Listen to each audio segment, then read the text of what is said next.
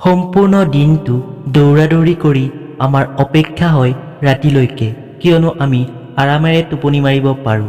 ভাবকচোন যদি ৰাতিয়েই নহয় তেনেহ'লে কেনেকুৱা হ'ব আপোনাৰ জীৱন। আজি মই এনেকুৱা এখন দেশৰ বিষয়ে ক'বলৈ গৈ আছোঁ য'ত কেৱল 40 মিনিটহে ৰাতি হয়। মই কৈ আছোঁ ইউৰোপৰ এখন দেশ নৰৱেৰ কথা, যিখনক সূৰ্যোদয়ৰ দেশ বুলি কোৱা হয় আৰু এই দেশখনক পৃথিৱীৰ ধুনীয়া দেশ বুলিও কোৱা হয়।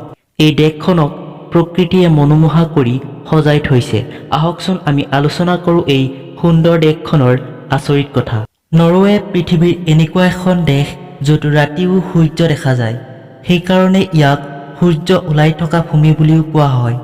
নৰৱে উত্তৰ ধ্ৰুৱৰ কাষত থকা বাবে বহুত ঠাণ্ডা, বৰফেৰে আৱৰা আৰু গ্লেছিয়াৰেৰে ভৰা দেশ, আৰু ইয়ে এই দেশখনৰ সৌন্দৰ্যৰ মুখ্য কাৰণ।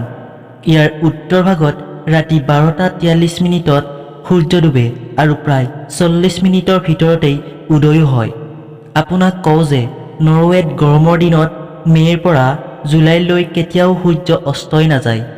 এই সময়ত ইয়াত ৰাতিও যথেষ্ট পোহৰ থাকে। সকলোতকৈ আচৰিত কথা এইটোৱে যে ঠাণ্ডাৰ দিনত 2 মাহ পৰ্যন্ত ইয়াত সূৰ্যই দেখা নাপায়, মানে সেই সময়ত ইয়াত সম্পূৰ্ণৰূপে ৰাতিয়েই হৈ থাকে। নৰৱেৰ সৌন্দৰ্যই প্ৰত্যেকজন ব্যক্তিক নিজৰ ফালে আকৰ্ষিত কৰে। নৰৱে এখন ধনী দেশ। সৰু দেশ হোৱাৰ পিছতো নৰৱেৰ হিচাপ ধনী দেশতেই ধৰা হয় আৰু গ্ল'বেল পিচ ইণ্ডেক্সত এই দেশখনক সকলোতকৈ শান্তিপূৰ্ণ দেশ হিচাপেও মনা হয়। মানুহে ইয়াত সদায় স্বাস্থ্যকৰ খাদ্য খাব বিচাৰে। এই সকলোবোৰ কথাৰ মাজত নৰৱেৰ সকলোতকৈ ডাঙৰ আচৰিত হ'ল ইয়াৰ প্ৰাকৃতিক সুন্দৰতা। ভগৱান এই দেশখনত বেছিকৈ আশীষপুষ্ট যে ইয়াত বহুতো আচৰিত আৰু মনোমোহা বস্তু দেখিবলৈ পায়। ইয়াৰ বাবে তালৈ লাখ লাখ পৰ্যটক ফুৰিবলৈ আহে। ইয়াৰ প্ৰাকৃতিক এনেকুৱা সৌন্দৰ্য আপুনি ল'ব পাৰে যিবিলাক আপুনি কল্পনাই কৰিব নোৱাৰে।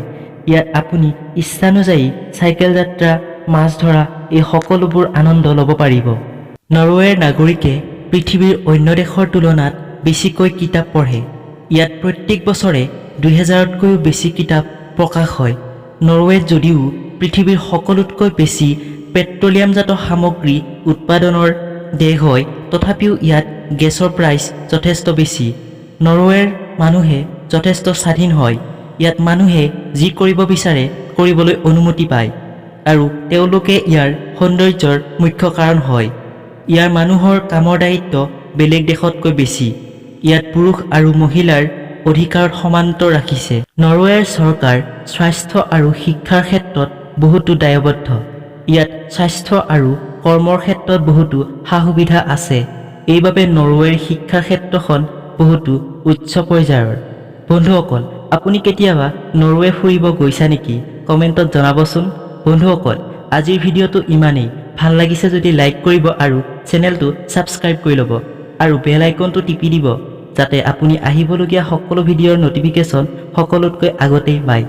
ধন্যবাদ।